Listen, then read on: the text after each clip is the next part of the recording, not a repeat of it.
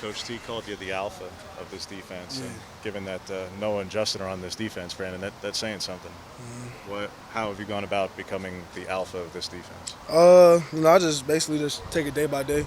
Every day I just try to find the emphasis, what to work on. I see like last year, I wasn't really practicing like how I play in the games. I really was slow and I didn't like how I practiced. So this year I took a big step in like finding something like every day to get 1% better at, and I just take the other guys with me and I just try to lead every day.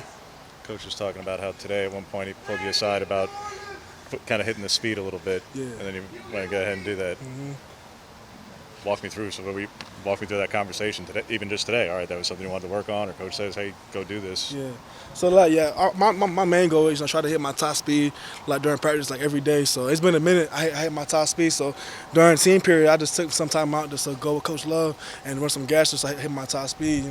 It's my biggest goal right now this year is to play fast and be physical and just show that all year. What is your top speed these days? I can't.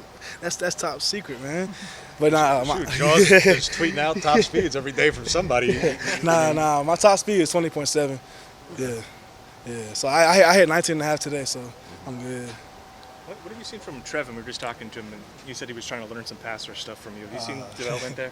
Yeah, man. Me and Trev, we're kind of similar with the pass rush. He worked the same moves, and so he always asking me like, what do I do to set up my moves? So after practice, me and him and Keon and all the other guys try to work on like the little stuff, like walking through like where to put the hand placement and stuff like that. It's just taking time out of like what we're doing from practice and just getting the extra work is real big. His weight gain is crazy. Oh yeah, it's What does that say about him? That just shows his work ethic. And he shows that he cares, and he shows that he wants to play. And I think that's what's the biggest thing about this D line is that you see that there's no drop off on this D line, and he plays a big factor in that too, coming in because he's done a great job with his weight. You see it like that man's a monster right now. Got the shoulders on top. That's crazy, man. I love it though. He's been doing good. Did you work with anybody, individual coach-wise, over the summer, Brandon? Because like KT worked with a bunch of guys. Yeah. He worked at Athletic Games, but he went to high school down there. Worked with Chuck Smith, but he only had a couple of days. Yeah. Are there guys who you work with when you were away from here? Yeah, so in the summer, I went down to Atlanta. I worked with Chuck Smith too, and I was out there for like good 4 or 5 days. And after that, I went to LA. I worked with my boy Eddie. He's a big trainer. He works with some LA Rams guys and some Charger guys. So I'm just trying to get some professional work. Try to take my game to the next level because my goal is to make it to the league, and I want to be dominating the league. So I'm just trying to get the little details. Eddie, who in LA? Eddie, I can't pronounce his last name because it's like some crazy jump, but it's like Eddie McGraw. I can't say it. Did any of those coaches compare you at all, or like say like your game is most resembles a certain player in the NFL? I think that's what the big thing is, that what the guys say, like my game is, I imitate from everybody. I'm not a one-dimensional player. I could do a whole lot. I could go from the zero. I could rush from the 0 tech, the 3 tech, and the 5 tech. I could stop the run from anywhere. So I'll just try to be consistent in all of those factors, not just be one-dimensional. What does VGHH mean to you then? VGHA. V. If you went to Chuck Smith, you don't know VGHH? I mean, Vision, get off hands. Nah, we didn't go, man. I already got that. That's his deal. But you gotta understand though, like I've been pass rushing for a long time. Yeah. That's just me though. I already know I got vision. I can get off the ball. So So yeah. Obviously, players are competitive with each other. Are your coaches competitive? Tosh and Kenny, do they jaw at each other at all during practice? What's that atmosphere like? I think that's the biggest change, to be honest, with this coaching staff. These coaches just go at it. And I think we pick up off that juice too. And so when they going at it, offense and defensive lines going at it, but receivers and DBs are yapping at each other. But it's all competition. We're all trying to get each other better. Iron sharpens iron. So I love it. Coach Clem the other day was going crazy on us because he didn't want to see his O-line getting bull rushed like that. So that's just competition, man. You gotta love that. To that point, what have you seen from some of the younger offensive linemen, like Josh Connerly in particular? Man, Josh Conley, he's a beast, man. He's just a dog. Usually when you come as a freshman and you lose reps, you just get in your head and you just stop working. You just like it's just over. But him, he's lost plenty of reps, but it's crazy because he's come back and he's like worked on it. You can tell like he's really trying to play this year as a young guy, and it's tough to play left tackle as a freshman, especially in the Pac-12. So Josh Conley, he's a dog. He has a great work mentality.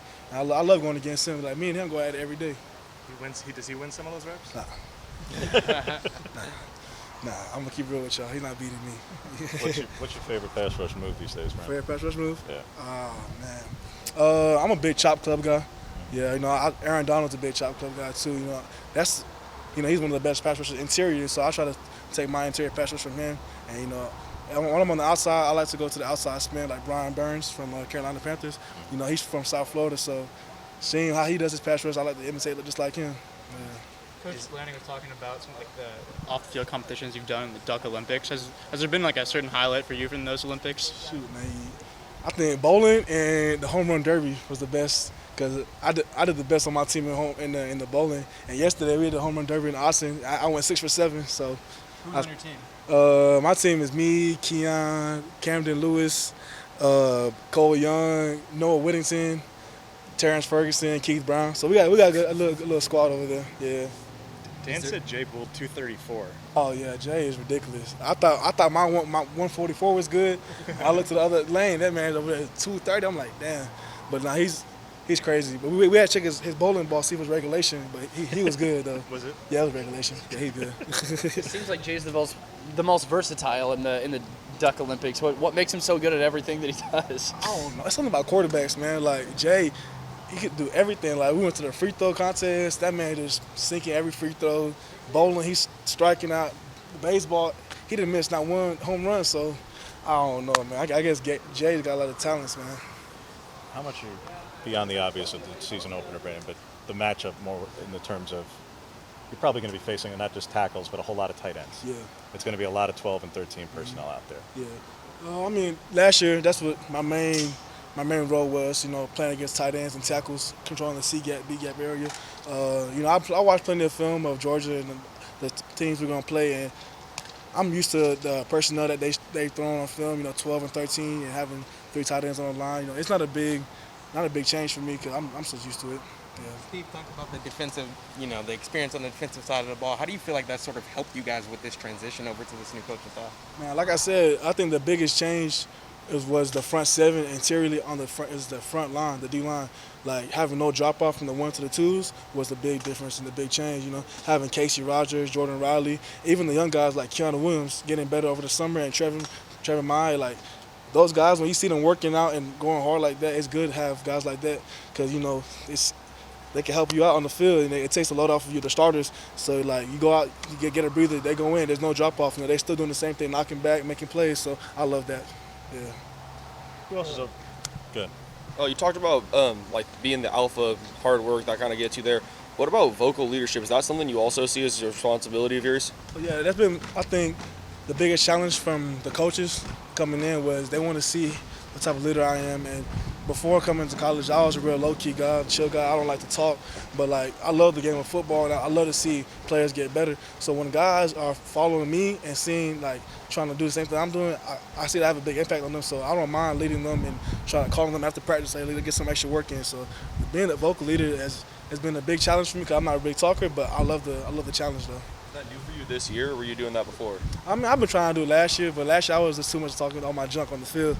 But now I like being a vocal leader now. What is it? Last question. What is it in you, Brandon, that was able to come out? Because at the time, like you're talking about early in your career, all right, well, KT was in front of you. Yeah. Then 20 was half a season, and you guys were so isolated, and it was all messed up. Yeah. And then you're talking about trying to take on a bigger role and things like that. At different points between G-Mon leaving and 20 being all messed up, you could have gone the other way and been totally in your shell and done something different. You've taken a different path. Yeah, I mean, I know if I would have fell into that shell, I would have been the best player I could have been. I knew if I just let my homeboy like G-Mon leaving get into my head, I knew I wouldn't have changed my family's life, and that's going to NFL. My goal is to make it to the league, and I knew for that to happen, I had to step up to the challenge. I know I had to lead. I know I had to work. So I did that. I put my head down, I just worked, and I just started to lead.